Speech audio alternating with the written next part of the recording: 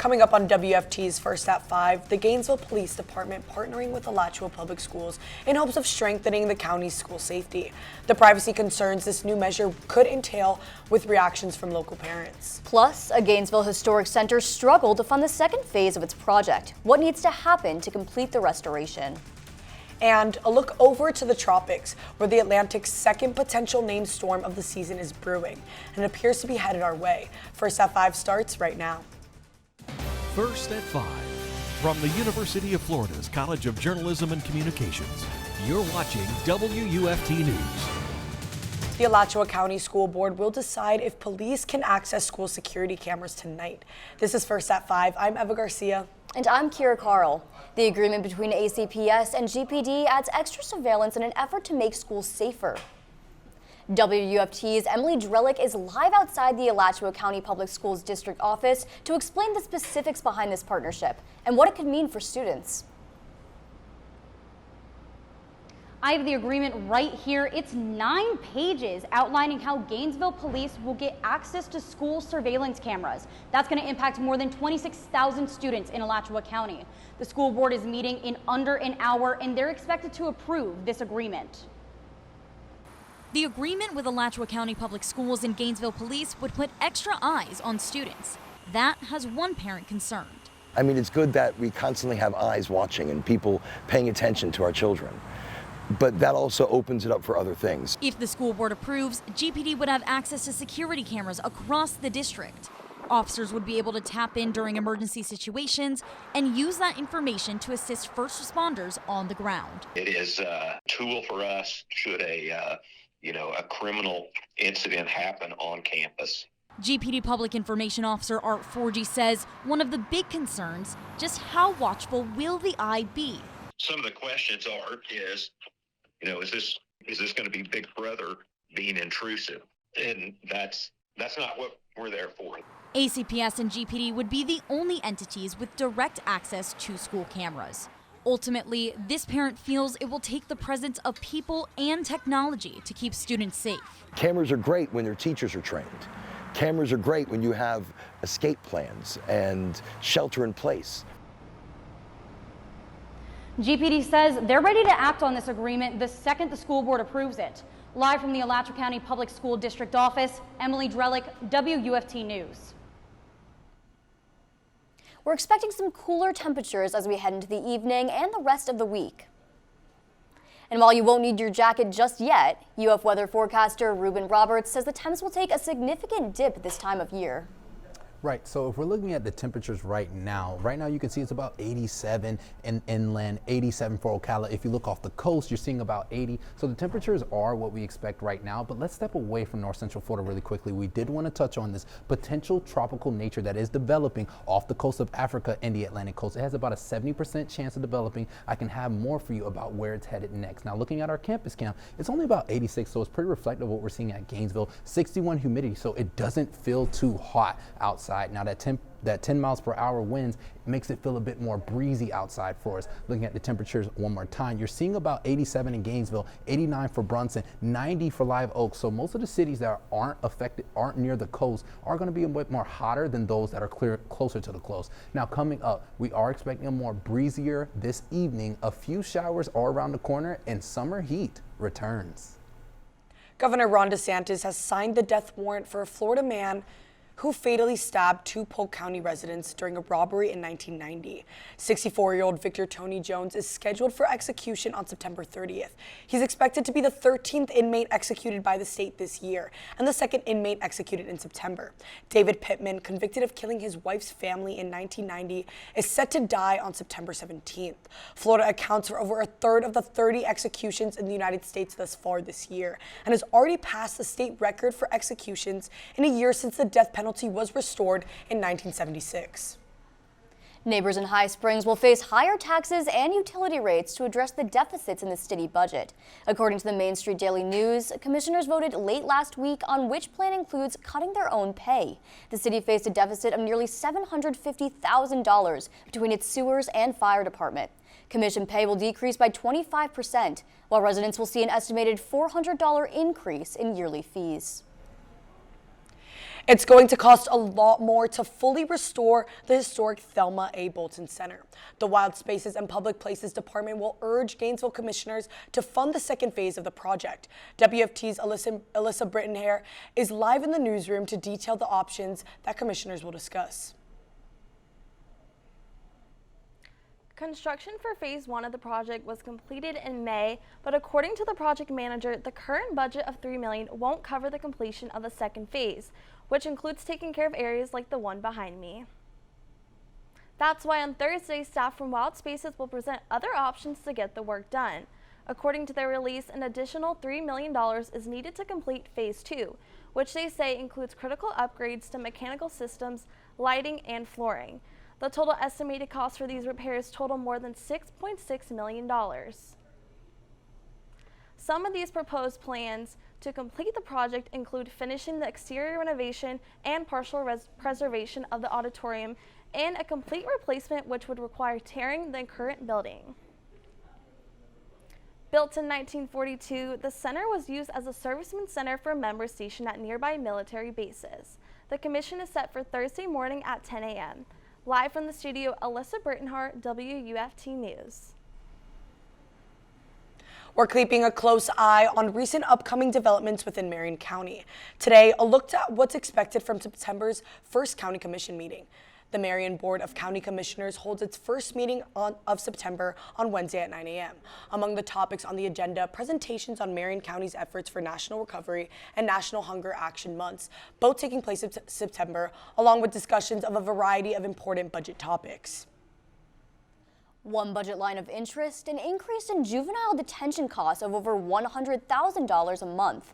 This after a July announcement that the budget for the Department of Juvenile Justice is expected to increase from $2.7 million to $4.3 million for this year. The increase, the county reports, is due to higher costs of holding juveniles accused of serious crimes and seeks to reduce violent crime rates among youth in the community. According to the Ocala Gazette, detentions at the Marion County Juvenile Detention Center have quadrupled since 2022, with the cost to taxpayers increasing more than 3 times that over the period. Also happening in Marion County, the 9/11 Never Forget mobile exhibit is heading to Ocala this weekend, ahead of the Remembrance holiday. The mobile exhibit has traveled the country as a tribute to all who lost their lives in 2001. Organizers say the 1,100 square foot memorial provides interactive education and includes artifacts like steel beams from the towers and recordings of first responder radio transmissions. The exhibit is part of the county's Patriot Day celebration Saturday, September 6th at Highland Memorial Park on Northeast 3rd Street. The public is asked to arrive no later than 9:30 Saturday morning. And when we return, UF has a new top educator, what he plans to do with his time at the university. Plus, a local hospital network expanding their plans to offer lung cancer screenings to North Central Florida residents. We're back here after the break.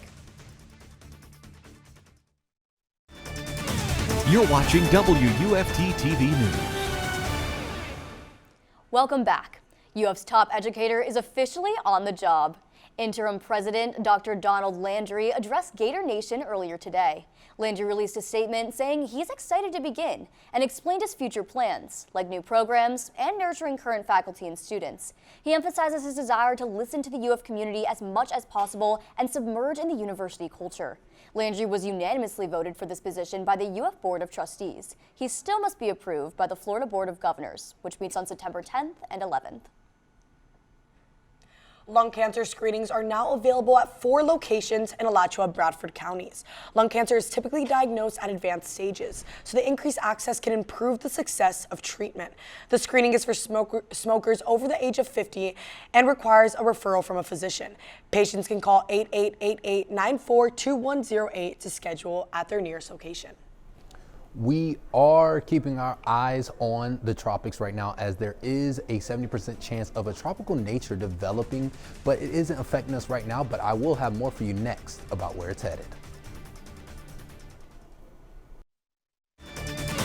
You're watching WUFT-TV News.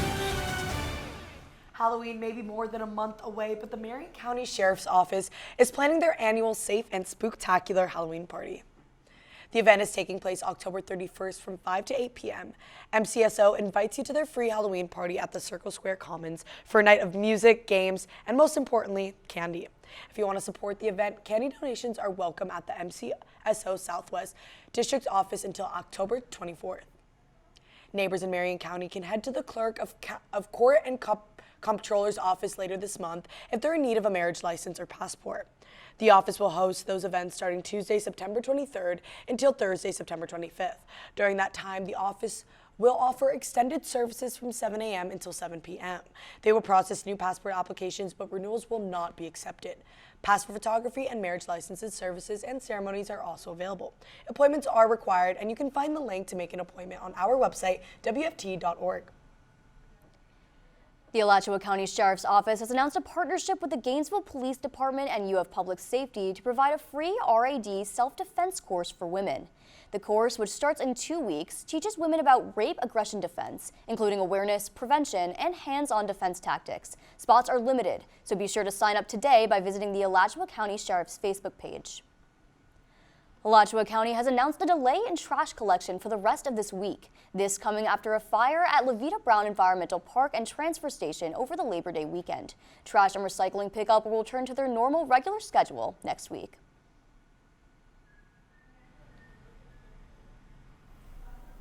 Guys, I feel like temperatures have been cooler recently. I was able to walk to class today without having to take a break because of the heat.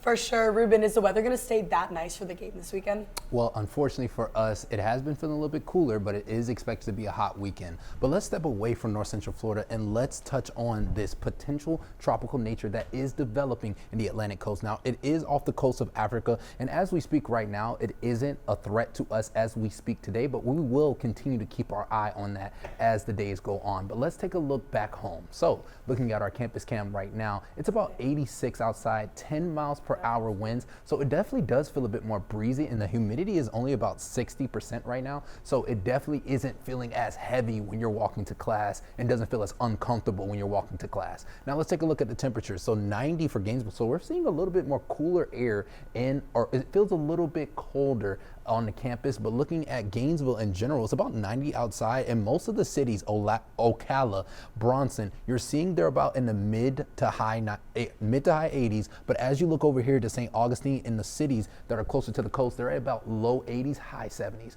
Now, I did want to touch on this future cast that touches over this tomorrow morning going into Wednesday night. So looking at the afternoon, you're seeing it's partly cloudy. You're starting to see a little bit of winds moving down, but you're seeing maybe isolated showers going into that evening time. There may be some isolated showers over North Central Florida, but looking at tonight, it looks to be about 7 p.m. We're going to be seeing about 80 degrees outside, but as the night goes on, the temperature is expected to decrease. It's going to be a bit more cooler as we go into the night. Now, taking a look at the low temperatures for tomorrow, it starts off at 68, so it's definitely going to feel a bit more chilly. Bring a jacket. But the cities off the coast is starting at about 75, but they only get up to about mid 80s. So they're not having as big of a temperature change as we are expected to have. As we look at it, is a hot weekend ahead. 93 for Friday, 94 for Saturday, 95 for Sunday. So it will feel a bit more sunny and it will feel more hot as we go into our 7-day. We're seeing it's going to be very unpredictable with this showers. Like, it's about a flip-flop. It's a 50-50 chance, or really it says 30, but you know, the chances of showers are about so. And then as you get to that Monday, the chances of showers are expected to pick up. But touching on that weekend, the weekend 93, 94, 95. It feels like we're in the summertime because the heat is back. So when it comes to that University of Florida versus USF game, I would definitely recommend you bring a water bottle.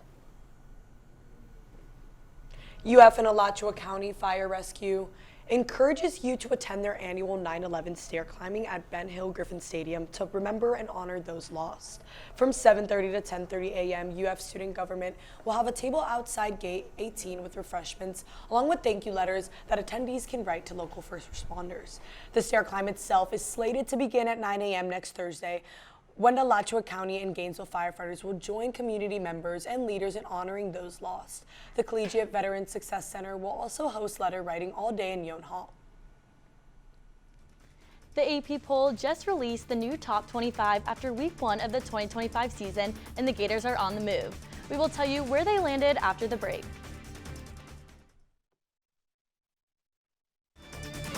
You're watching WUFT-TV News. Let's talk sports. I'm Brooke Park. 253 days after playing in the Gasparilla Bowl, the Florida Gators were back on the field Saturday to open the 2025 season against Long Island University. The Gator boys stayed hot throughout the night and kept the fireworks going. The defense dominated, notching 6 tackles for loss and held the Sharks to a total of 86 yards and 2 first downs. Over on the offense, young faces made strides. Running back Jaden Baugh led the Gators with 104 yards rushing, averaging over 11 yards per carry. Gators wide receiver Vernell Brown III stepped in for Dallas Wilson and Aiden Mizell, who were held out of this game. He caught 3 passes for 79 yards. Another true freshman made waves on Saturday. Tramell Jones Jr. was named second-string quarterback after making his first collegiate appearance in the second half. Jones threw 12 for 18 with 131 yards and 2 touchdowns. The 55-0 win was their 5th straight going back to last season and saw them jump 2 spots in the latest AP poll, with USF up next. In Monday's media availability, head coach Billy Napier spoke about the hot USF team. FCS team, and then it's, Katie bar the doors, let's get ready to go. Starting with this group, this is a tough opponent that we play this week. Playing with a lot of confidence and got a lot of veteran players and a quarterback that can be a problem for you. The Blazing Bulls are coming off a big win of their own, a 34-7 triumph over a ranked Boise State last Thursday. Kickoff at the Swamp between the Gators and USF is set for 4:15 p.m. Saturday. That's 4 days away, but tonight Gators volleyball is in Tampa to face USF. Ryan Tice's team is coming off a 3-set sweep over Norfolk State Sunday and a jump to number 12 in the latest coaches poll. This game has a redemption arc attached to it after the Bulls won last year's meeting. The first set is tonight at 6 p.m. Back in Gainesville, 3 high school volleyball games are set to face off tonight, 15 minutes apart. The 5-1 Newberry Panthers play the 5-2 Union County Fighting Tigers at 6:30 p.m. Undefeated St. Francis Academy hosts Oak Hall at 6:45 p.m. Finally, the winless Hawthorne Hornets play the 1-3 Bradford Tornadoes at 7 p.m. From the court to the pitch, after a 3-1 win over Maryland Sunday, Florida forward Addie Hess was named SEC Freshman of the Week Monday. Hess scored a brace in Sunday's game, her first 2 goals as a Gator, and she did it in less than half an hour. She becomes the 23rd Gator in 3 decades to score multiple goals in her first match. Up next, the Gators face Florida Gulf Coast at home Thursday. And before we go, Gators football announced Saturday's game versus USF is sold out. It marks the 14th straight sellout in the Swamp and 18th overall under head coach Billy Napier. That's it for sports. I'm Brooke Park. A final look of weather after the break. Taking one last look at our 7-day outlook. So for the next few days until the weekend comes, we are expecting it to not be as hot, but as Friday hits, we are expecting to see more of that summertime heat, as we will be seeing 93, 94, and 95 for Sunday. So for that USF versus Florida game, I would definitely say at your tailgates to bring a water bottle. Going into Monday, though, the chances of showers are expected to pick up and the heat's expected to get back to normal. Thank you very much, Reuben, and thank you guys so much for joining us. We're back here tomorrow for another edition of First at 5. But your North Central Florida news is always on at WT.org and on all our social media platforms. Have a good night.